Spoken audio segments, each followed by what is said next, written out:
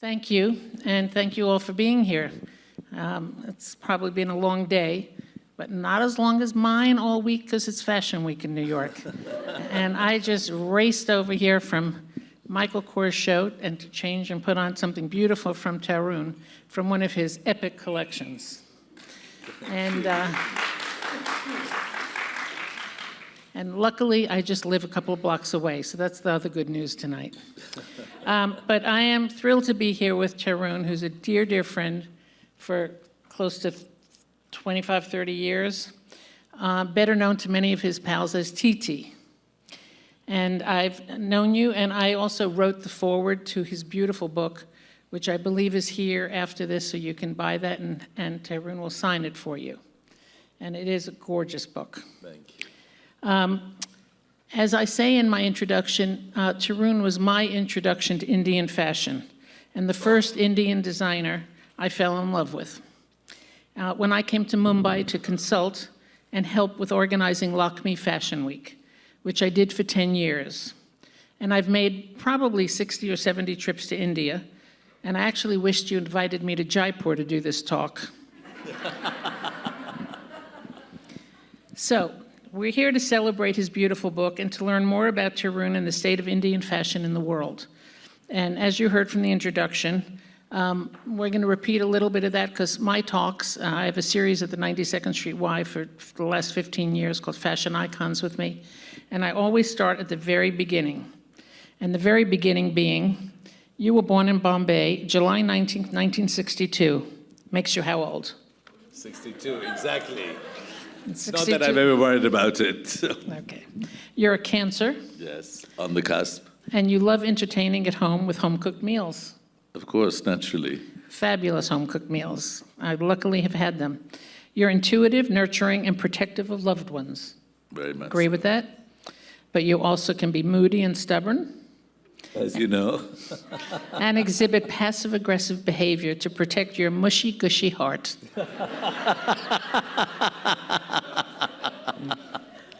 God, okay. I didn't know. This is much tougher than Jaipur, let me tell you. Okay. The dissection. So tell us about your parents. What did your father do? So my dad was in the Navy. He was, he lost his father when he was very young and had to switch jobs and just go straight into the Navy because he had 7 younger siblings to feed. He was 16. And so he did. He saw an ad for the Navy and joined it. And that's it. I grew up with the dad in the Navy, and he went on to become Chief of Naval Staff. He tried very hard to make me join the Navy.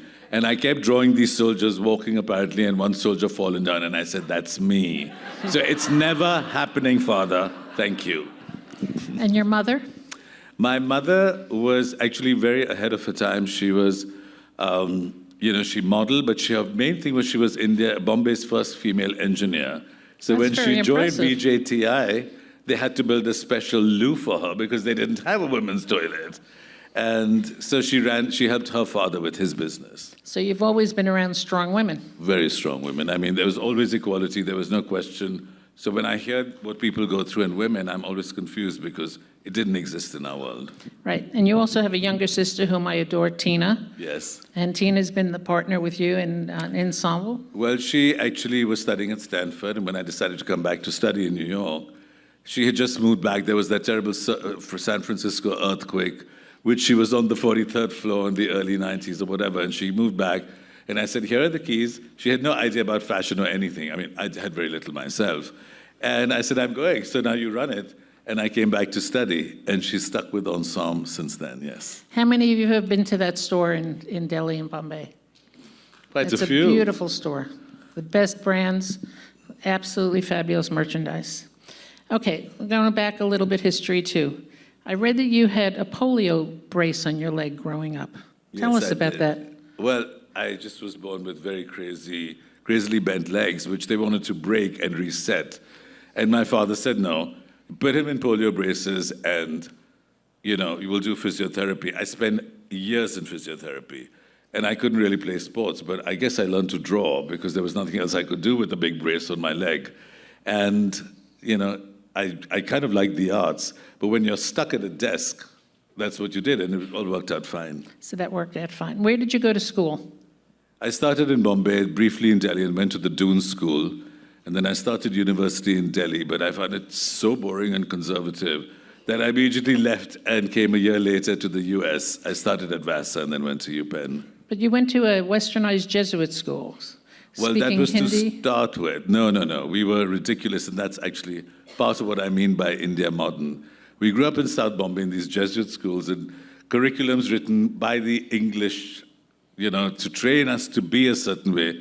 And I tell you honestly, I'm ashamed, but we didn't want to speak Hindi. We looked down. We thought we were brown sahibs, the term WOG, Western-oriented gentlemen. And Doon School was no better, because even though it was 40 degrees centigrade, we were 100% woolen stockings with garters. Why? Because that's what they did in Gordonston, except it was 2 degrees, and that was in Scotland. We played soccer like that.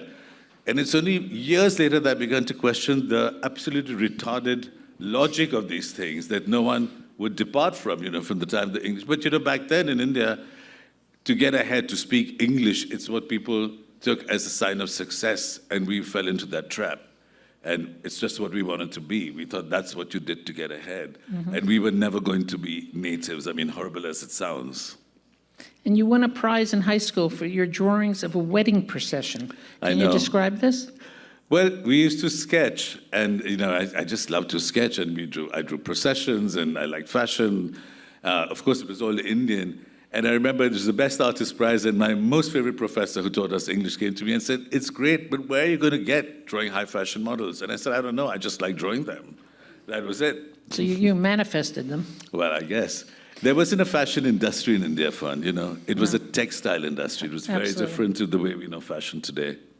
And you went on to study business management at Wharton. What prompted that decision to go to Wharton? Well, I came to the US and I hadn't got a scholarship, which was a little difficult for my dad. And my best friend went to Wharton. He said, "I'd be much happier if you went to the top business school," because he'd never heard of Vassar. And so I applied, and I told him one of my deepest regrets always was that I got into Wharton, because I would have stayed at a liberal arts school, and maybe I would have heard of Parsons or FIT. We didn't even know about NID. There was no orientation towards a male child doing anything in design. It didn't exist. My parents tried very hard to make me an engineer, if not the Navy. And then I said, okay, economics. And oh my God, business, amazing, Wharton. And that was it. I don't care if you fail accounting, but that's it. Just go to Wharton. And that's what I did. And at Wharton, you met your future wife, Sal. Yes. Tell us about meeting her.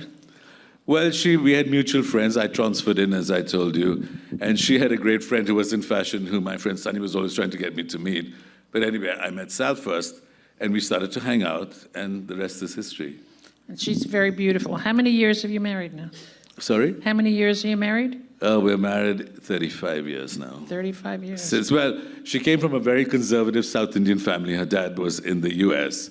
And of course, her parents had the hugest crisis when she said she's moving back to India to this Indian boy whose dad was in the Navy and he had no money. And they just flipped out. They couldn't believe it. And she said, "It's okay, I'm going." That was that, so. Did they come around later and realize it was a smart decision? Well, they were very sweet long before that.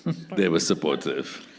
Okay, and you wrote in your book that Sal pushed you to work and study and to better yourself. In what ways? Well, when I moved back to India, my dad was becoming chief of naval staff, and they rang him and said, "You have to give up being the trustee for this family business that was my mother's, but she had passed away while I was in school." And he just rang me and said, "Look, you're graduating on the 18th of December. I need you back here on the 21st in that company in Bombay." And this was an old machine tool, decrepit company that had started trying to do oil field equipment. And I used to go for a whole year with my little Wharton degree, trying to make presentations all over Oil India, which is an ONGC. And they finally said, "Mr. Tarun, aisi baat hai. Agar aapko 10 mil raha hai, I have to give them 10% as a bribe. Otherwise, you ain't getting any business. Keep your presentations to yourself."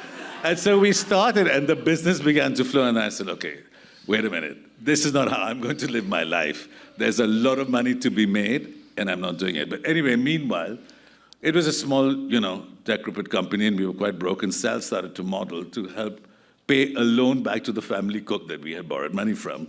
And so she started doing the Vimal campaign and Naeem Khan's father's campaign, S.U. Zariwala. And she met Rohit Khosla, and they went off to do the Vimal campaign. And I went to the shoot in Jaipur. And there was this huge, I know Arun Puri was here and I always tell him the story, India Today's story about the burgeoning fashion interest in India. And it talked about a few boutiques and how the younger generation was now getting more and more interested. And she said, why don't we start a store? There was this old, rundown showroom, which is now Ensemble. It was left with all the rusting machine tools and fornicating cats and rats. So we started Ensemble and that. And Is that the space that they're in Mumbai by Lionsgate? Yeah. That whole building was totally run down. The space was just the ground floor.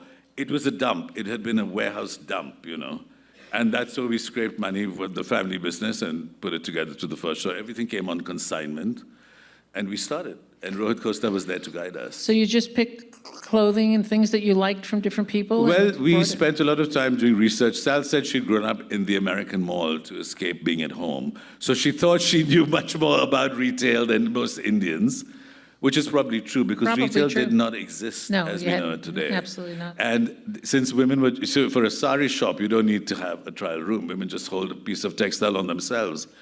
But this was the beginning of the shalwar kameez revolution, and they used to happen in these exhibition come sales, and women would just rush in and try things over their shalwar kameez, which is why things didn't fit very well for a long time. But that's how it started. And Rohit Costa brought us to Soho, he showed us London, he showed us new retail. It was, actually the thing that drove it was that we saw beautiful things in the US, made in India, but you couldn't buy them in India because everything got exported. And we Indians shopped, as some of you might remember, on fashion streets, where all the export reject went. And the great stuff never made it with Asha Sarabhai and really fine designers who worked with Miyake and stuff. And so I'd go to them and say, are we going to 40 years after independence be selling our best produce to the white man and say, here, we will buy the rejects? And a lot of people responded and said, you're right. And I said, only if we start to show what we're capable of can we change what's the landscape in India. You must remember that, we were socialists for a long time and standards had gone down, and that was the need of India. The Maharajas had lost their privy purse, patronage for luxury was gone. The taxes were so high that people were scared to spend. It's not the India that it was today at all. I don't recognize this India from having grown up in the 70s and 80s. There was an emergency. It was very different. And that's how it started to begin. And, thanks again to India Today, their Bombay magazine, they put us on the cover, they talked about this new fashion thing. And it was just, it's not that it was brilliant, it was just a cataclysmic moment. We were just at the right place at the right time, and it sparked something off. It's all about timing. You became the preserver of your culture with one of your very earliest collections called Fields of India and coined that term. Yeah. Modern yet Indian. So describe what that means, modern yet Indian. Well, I remember I was flying over in the monsoon, and you see all these thousands of the Indian fields are not like American prairie fields, and they're all these little shapes, and half of them have water, and the lights glinting at you. So those became mirrors, and we just did these embroidered pieces that look like, the Indian rural landscape from the air. And I've always been interested in how do we make this modern, because it's very easy to go backwards, and people did it for a long time, to look at costumes of Royal India, which is, there's not a lot in India that's documented, because still a century back, there were just miniatures. We didn't have portraiture like you have in the Western world that documented everything for hundreds of years. All one had was these stylized drawings, and it was a textile industry. It was about the drape.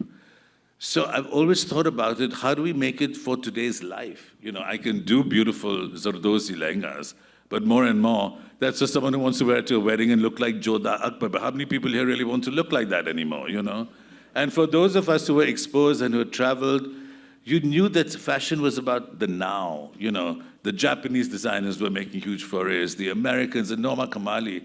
She was incredible when I was here in the 80s. Donna Karan, these are people I really looked up to. And they made it great for America and easy, and it answered, there were solutions for life. So we have to take our thing, and it took a long time for us to understand even what that meant, because we didn't have the tools to tailor. We couldn't cut, we couldn't sew, our fabrics were woven to be draped. There were a lot of challenges that you had to learn by falling on your face and going to school, and eventually people learned in different ways. Well, you started the company with a label called Tahiliani. It's Tahiliani without the T. Without the T and the I. Yeah. Why'd you take the T and the I off? Because frankly, I didn't think I should be doing anything with my name, but we had to fill a need, and I wanted to do it. I think that was my little insurance. If they hate it, you can just slip it under there somewhere. You know? And how did the American designer Neil B.F. wind up in your group? Well, one of the people we worked with, Anita Shivdasani, who's partnered with Anil Kapoor's wife, Sunita, she did all the beading for Neil B.F. And so when I went to her, she said, would you like to stock Neil? Because I said, Oscar de la Renta was doing dresses. And I said, yes, we'd love to. But I mean, people got sticker shock even with the Indian clothes, leave alone Neil B.F., who had to be at Bergdorf Goodman's prices. But they understood, because people probably didn't travel that much and probably didn't go into the Western section at Bergdorf Goodman to shop, that this was the possibility with Indian workmanship. They were tailored here. It was embroidered in sequins. There was a huge sequins run out of India, apparently by the container load, from Bina Ramani, Elizabeth Taylor, everybody was wearing it.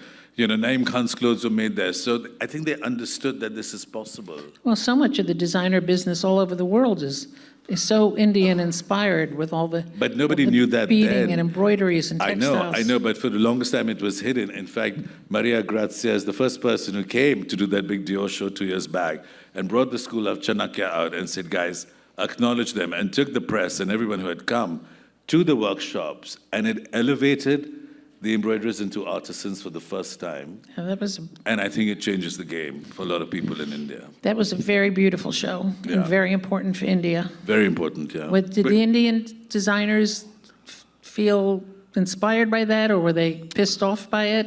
I think they were more pissed off, but that's a little bit of sour grapes. But I don't care whether people like the show or not. Look, anyway, you like design is subjective. But the fact that she was the first designer to openly say, here, come to the School of Chanakya, look at these people. They put them on the world map. Mm-hmm. Their embroideries are exquisite. And there are many such embroideries like that. But I don't know anyone who's ever acknowledged it. In fact, we keep hearing the Italians make things in China and then do the last bit and put them in. That's been the trend. Well, the world is changing, and she was brave enough to acknowledge it in the best possible way. No, it was remarkable. So you opened up you opened the first luxury store at Lionsgate, and then you opened another flagship in Delhi. But then in 1990, you were propelled to go to FIT in New York.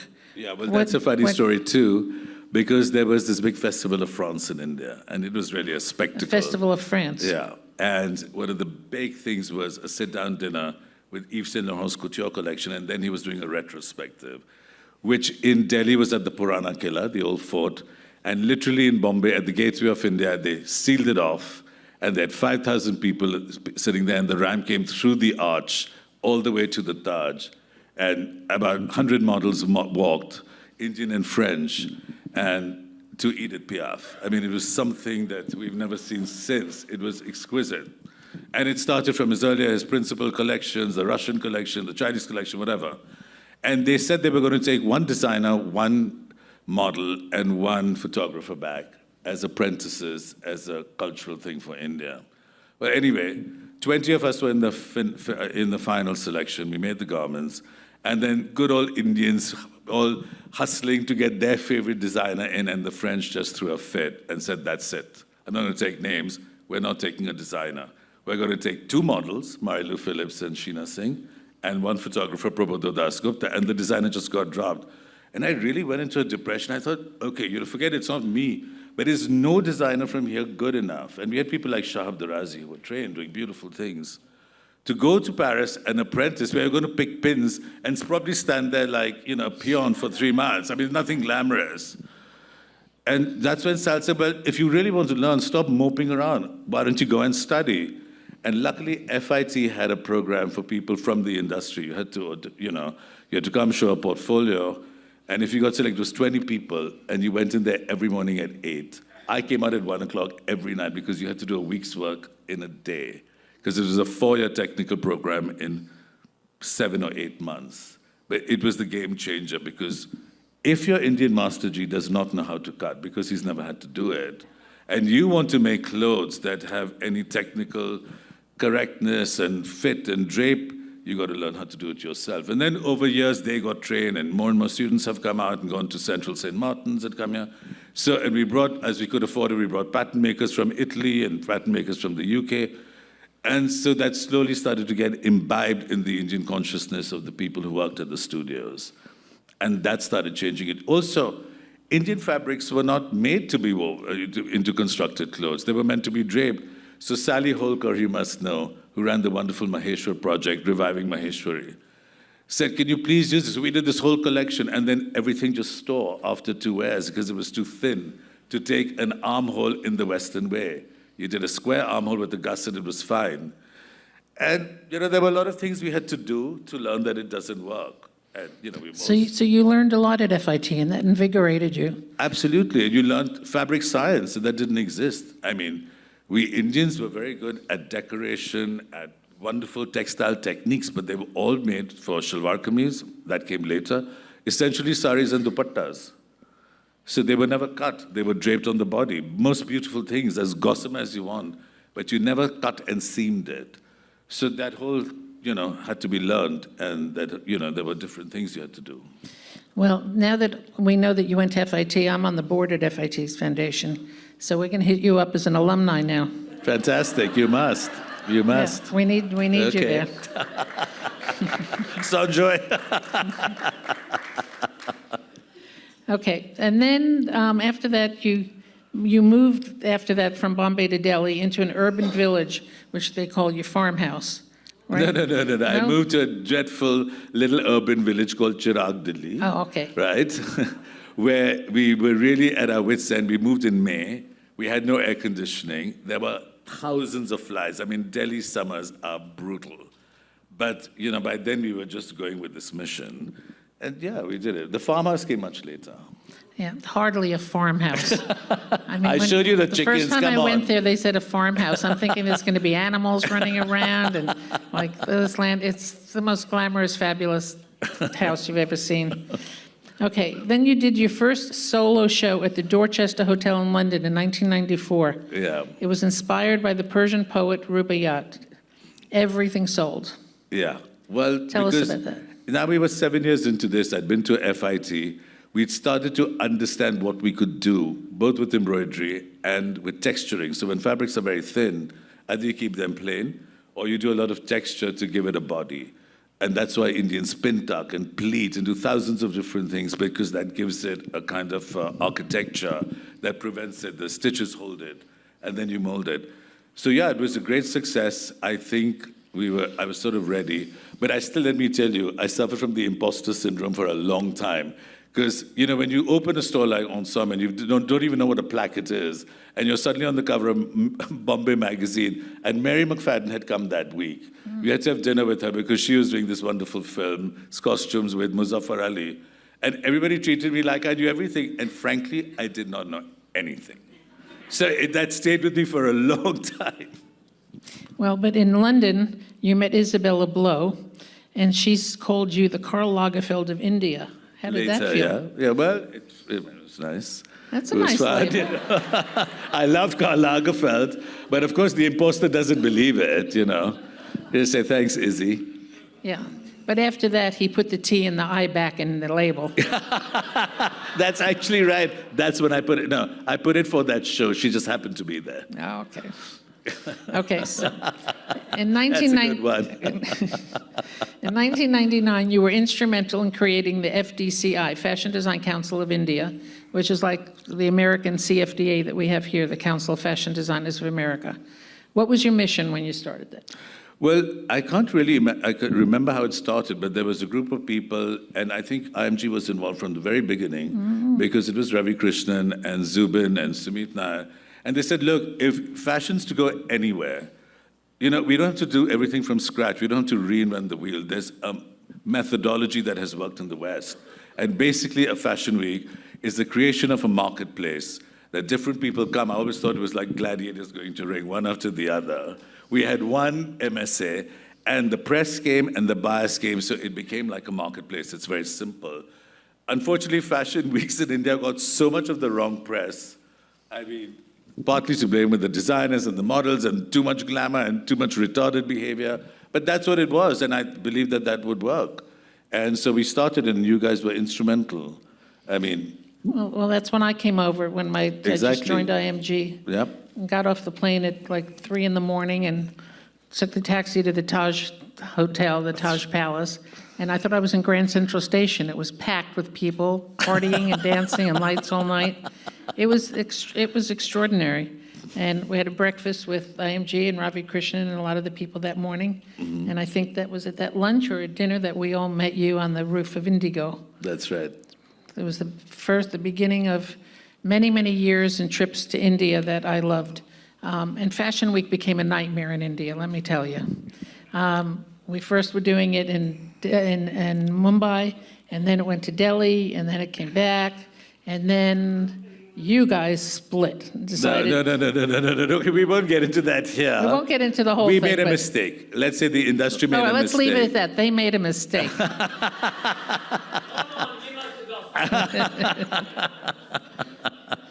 I'm putting it on her film tomorrow, but I know they'll edit it out. So No, but it did change everything. I mean, when I went there, it was a revelation seeing what the Indian designers could do. And at the beginning, everybody was doing lots of bridal, and I said, no, if you want to get international business here, you have to cut back on a lot of So that. I think the one mistake we made back then was that a lot of people were not ready yet for international business, because that needed a different mindset. It needed different thing, and the Indian press had no opinion as such, because fashion was a new thing. So all these people would come from New York, and the press would just run to them straight after the show and say, what do you think, what do you think? And they say, too much color, too much this. Now, they were looking at it from a Western point of view, and they would duplicate this, replicate all this verbatim in the press. And Ritu Kumar says to me, I'm embarrassed to put a sari on the ramp. And I said, but you shouldn't be. So I think that's where I don't think we understood the consequence. Yeah, absolutely. Everything was done for the right reason. It's just that you have the benefit of hindsight and you understand what went wrong. And it was just way too much of a party. It was it was bright lights, big city. It was nuts. It took a bit of while for everything to calm down. And if you think the paparazzi are bad here, you should see them in India. I mean, one of the first things I did is I said, put the step and repeat over there, put a velvet rope here, let's control this. It was madness. It was nuts. It was madness, but it was fabulous. And that's before social media. And it did launch a lot of Indian designers' careers.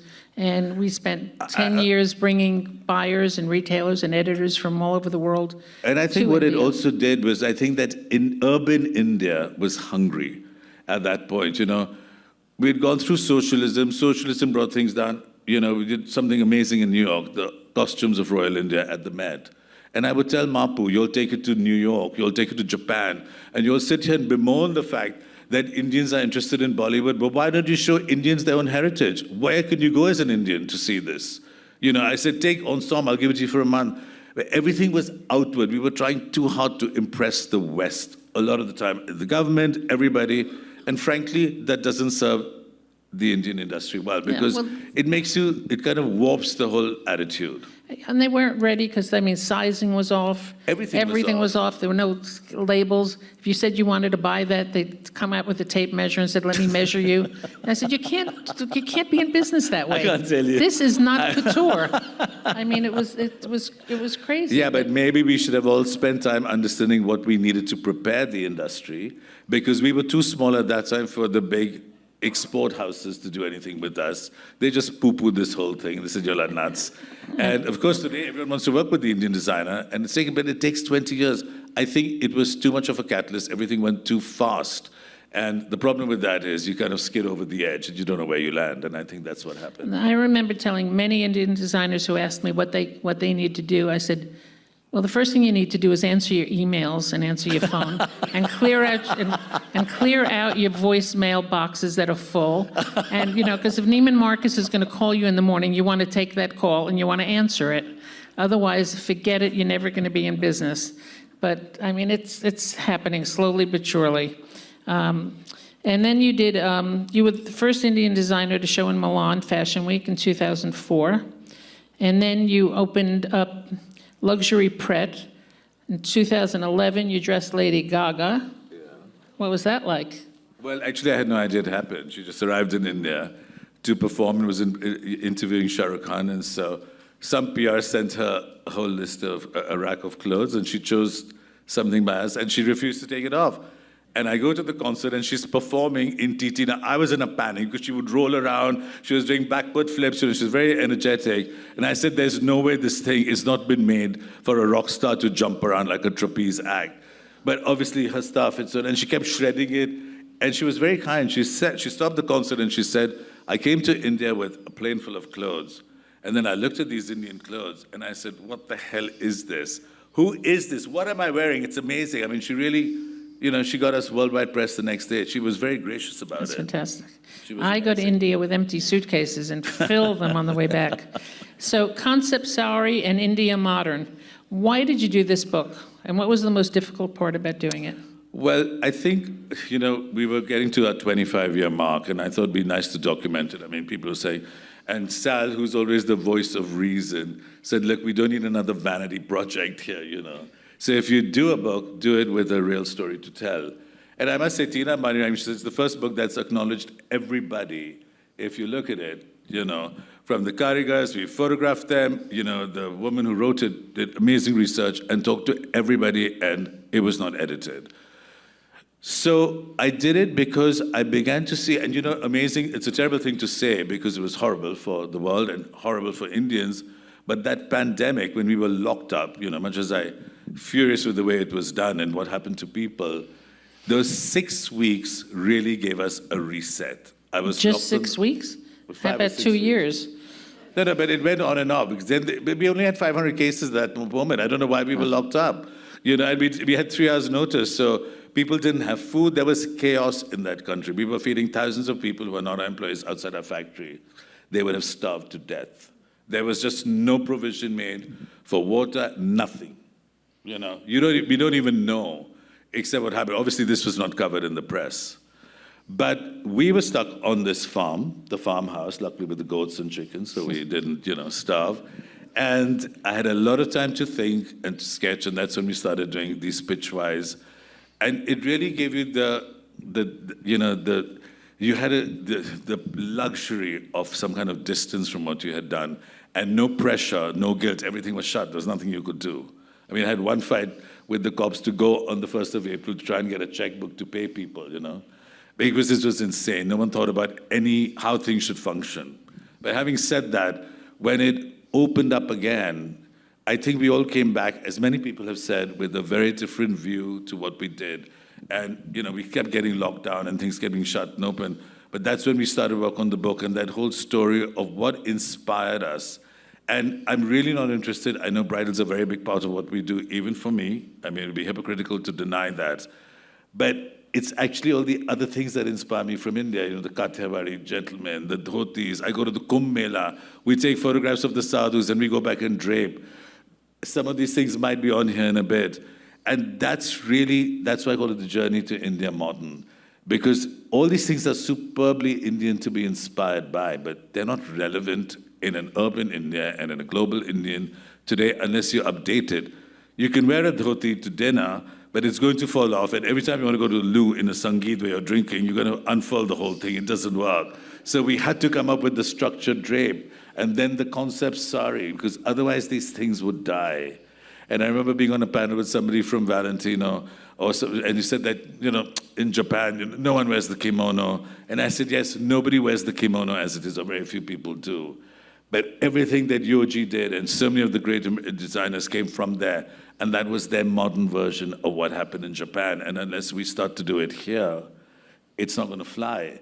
And we're still in this weird dichotomy where people are very Western, and then suddenly at a wedding, you can't recognize them because now it's gone from, from some kind of edgy, West Parisian fashion to Jodha Akbar the next day, full veil, jewels dripping. I'm like, what is this? I mean, we're not at some pantomime or costume party. So we're trying to bridge it. I'm Indian, but I speak English. But I think that combination is what makes India so special and beautiful, having but it's and you have to know how to update it. And we've all got to work it in everything that we do. Okay, are there any plans for you to have a bigger presence with your collections and clothes in this country? Yes, I will. But right now, I think the couture is very relevant to that part of the world. And we're restarting the luxury print as a label next month called OTT. OTT? And that's purely separate. It's all separate. You can mix and match with everything. And once I've got that under my belt, You might bring it over. I will bring it over. You know, we did very well in Milan, but we didn't have the manufacturing, so we fell on our face. We got into 70 of the top stores. We just couldn't deliver. We didn't know that you had to mark 1,000 different things and send them to Lucknow. We didn't have the wherewithal. We didn't have the manpower. We didn't have the factories to do it. We now. All right, well, we're going to all look forward to that. And I think we're out of time, but I think we're going to be able to take a couple of questions from the audience. And then we want to make sure everybody gets out of here on time because there's this thing called a debate going on tonight. And I think everybody wants to get home to a television. So, any questions from the audience? Yes, over here, on the left. Can you speak up loud? Oh, there's a mic coming, great. I think that's hung at the back. Neha.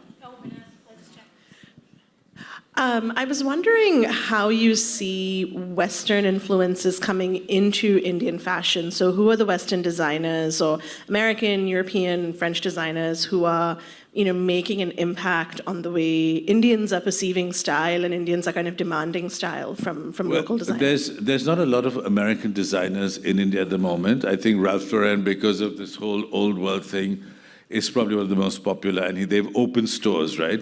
So people have to open stores to start the engagement. There are many more European brands, but I think they are very relevant to very few people. They're very expensive, and it's for a different body type. I think the biggest influence from the West has been for us to understand construction. It did not exist.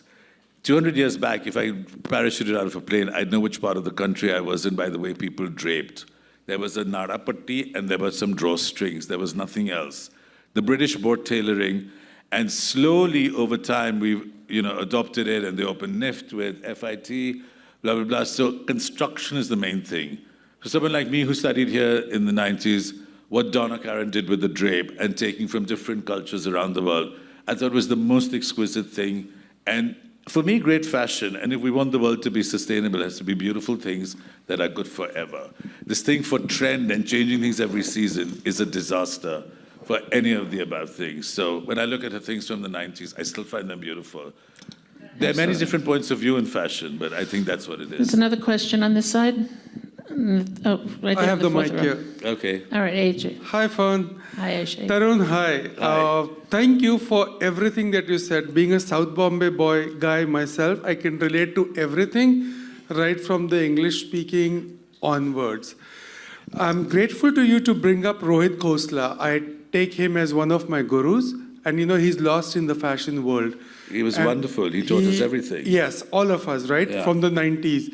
The struggles of an Indian guy wanting to be into fashion, Ensemble. I've done so much work backstage with you guys while I was in college. Really? And it's so amazing to listen right from Neil BF. When I moved to the US, I worked with Neil BF. The fashion show in Gateway of India was for my way of getting into fashion. Right from Sheena Singh. Do you have a question? No, I just want to thank him. That's thank it. you. Okay, Thank you for everything. Thank you. thank you. Right behind you. Thank you, sir. Going to keep it simple. Who, in your opinion, in your years, is the most beautiful Indian model you've worked with? Oh, And who is the most, of all time, by the way, not just worked with, and who is the most stylish, elegant Bollywood actress in your experience? That's Of all tough, time. my God. There's so many know. beautiful Indian models I and know. Well, actresses. for me, the earlier Shamoli Verma and Meher Jaisya and Madhu Sapri, they were just another level, And she did the opening for the book parade. Bollywood actresses, I have to say, it sounds a bit old-fashioned, but I like Rekha because she has a point of view. Yeah. One day being Western, I have a problem when people don't have their own style. Even the great American actresses have their own style. It doesn't matter what stylist or who's taking them to the red carpet. They're not trying it's their to be. stylists, though. Yeah, but I'm just saying, I'm interviewing Laura Roach next at the 92nd Street Y on October 3rd, I think. 6th. October 6th. So buy tickets if you want to hear about stylists and celebrities. In the back. I'm sending a recent cover he did for Indian Vogue. Okay, send that to Ask me, yeah. him. Wait, there's a mic coming. Hi. This was fascinating and interesting, of course. But I have a question about, you referred repeatedly to the fact that Indian clothes traditionally didn't have structure, and that was all about drape and textile. I've inherited many, many outfits from my ancestors from Rajasthan, and I feel the orni, the drape, what would be a chunni or something? Dupatta. Well, it's orni in Rajasthan, is a very minor part of the outfit. The lehenga is in panels, typically, and it can be many, many panels, and the movement is amazing. The kanchli is the bra inside, which is very structured. It's a bra, but it's made of the same and with the same embroidery. And then there's a kurti. Yeah. Very structured. Well, it's not what I meant when I mean structure. There's okay. one pattern that's gone for everything. There's like a a lot of jacket, structure in a Western blazer. clothing. It's not just the one thing that they do. It's like someone saying the kimono and the obi, but that's the one thing they do. I meant structure in a more Western shape, where every time they want to do a different shape, or you look at a sarong or a lungi and you want to put it on a zipper. That's what I mean by structure. Not that you can't tie it on your body. Narapati is not exactly the definition of structure when you come to design school here. One size fits all. One more question, and then that's it. Okay, right next to you. This is a wonderful talk. I really enjoyed your perspective on the idea of rejecting Western aspiration, particularly also to do with English. And I was wondering, what do you think of the idea that taste is intrinsically elitist, and how does one decolonize our mindset regarding fashion in 2024? Could you repeat the last bit? Sorry. How does one decolonize their mindset in regards to fashion? Decolonize your mindset? So I think regards to there's, fashion you know, in when you go 2024. to Rajasthan, there's no problem. You go to the Rajwadas, they're beautiful in their clothes. I think the problem starts with this French word racine, when we're deracinated, as we've been. We were brought up reading everything in English, reading books written in England, and we kind of were poo-pooing what we had. And we weren't taught our own culture, quite frankly. We didn't want to go to Sanskrit class, we didn't want to go to Hindi class. We did these token Hindi songs we sang at Doon, at, assembly, because it was Indian. I don't even know what they meant, besides the national anthem. And if you want to decolonize, then you have to understand what your culture is and love it and embrace it. It's a visceral thing. But if you're going to live divorced from it at a club and read English books, there's no way you're going to embrace it. So I think that now India is redefining itself with people like me and thousands of different people who might have spoken English, but who've gone out and are, discovering a new India and discovering a different engagement that might not have been relevant 60 years back, but is very relevant now in who we are today. And I think there's more and more of that confidence every single day in that country. That's it. Thank you all for coming.